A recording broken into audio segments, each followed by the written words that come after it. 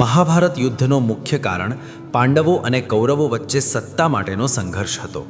જ્યારે પાંડવોએ 13 વર્ષનો વનવાસ અને 1 વર્ષ ગુપ્તવાસ પૂર્ણ કર્યો ત્યારે તેઓએ પોતાનું રાજ્ય પાછું મેળવવાનો પ્રયાસ કર્યો. જો કે તેઓ યુદ્ધ ટાળવા માંગતા હતા અને તેથી ભગવાન કૃષ્ણએ પાંડવો વતી શાંતિ માટે વાટાઘાટો કરવાનો પ્રયાસ કર્યો. પાંડવોએ ફક્ત 5 ગામોની માંગણી કરી હતી, જેથી યુદ્ધ વિના સમાધાન થઈ શકે અને વિનાશ ટાળી શકાય. ભગવાન કૃષ્ણ દ્વારા યુદ્ધ ટાળવા માટે આ 3 સૂચનો આપવામાં આવ્યા હતા. ભગવાન કૃષ્ણ મહાભારત યુદ્ધ પહેલાં શાંતિ સંધિ માટે હસ્તિનાપુર ગયા હતા.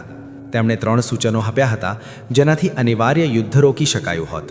તેમનું પહેલું સૂચન એ હતું કે ઇન્દ્રપ્રસ્થ પાંડવોને યોગ્ય સન્માન સાથે પરત કરી દેવું જોઈએ. જો કે ધૃતરાષ્ટ્ર, ભીષ્મ, ગુરુ દ્રોણાચાર્ય, કુલગુરુ કૃપાચાર્ય અને દુર્યોધને તેમ કરવાનો સ્પષ્ટ ઇનકાર કર્યો હતો. તે જ સમયે બીજું સૂચન એ હતું કે દુર્યોધન અને તેના ભાઈઓ પાંચાલી અને દ્રૌપદીના પગ સ્પર્શ કરે અને માફી માંગે, જેનાથી દુર્યોધન વધુ ગુસ્સે થયો. પાંડવો માટે આ 5 ગામોની માંગણી કરી. આ ઉપરાંત ત્રીજું સૂચન એ હતું કે 5 ગામો પાંડવોને આપવા જોઈએ, જેનાથી સભા આશ્ચર્યચકિત થઈ ગઈ. જ્યારે લગભગ બધાએ તેને વાજબી સોદો માન્યો, શ્રી કૃષ્ણે જે 5 ગામોની માંગણી કરી હતી તેમાં અવસ્થલ, વારાણવત, વૃકસ્થલ, મકંડી અને કોઈ પણ એક ગામ હતું જે કૌરવો પોતાની મરજીથી આપવા માંગે છે. હું 100ના છેડા જેટલી જમીન પણ નહીં આપીશ. જો કે દુર્યોધન અને શકુનીએ આ સૂચન સ્વીકારવાનો પણ ઇનકાર કર્યો. દુર્યોધન તરત જ જવાબ આપ્યો, હું તેમને 100ના છેડા જેટલી જમીન પણ નહીં આપીશ.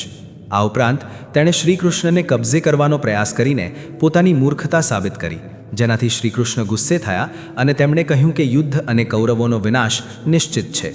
આજે તે ગામો ક્યાં છે તે જાણો. આ સ્થળ આજનું કન્નૌજ શહેર છે. વારાણવત એ શિવપુરી નામનું સ્થળ છે જે ઉત્તરાખંડમાં ઋષિકેશના ઉત્તર પૂર્વમાં આવેલું છે. જ્યારે વૃકસ્થલ હરિયાણાના ગુડગાંવ જિલ્લામાં છે અને મકંડી ગંગા નદીના કિનારે ક્યાંક આવેલું છે.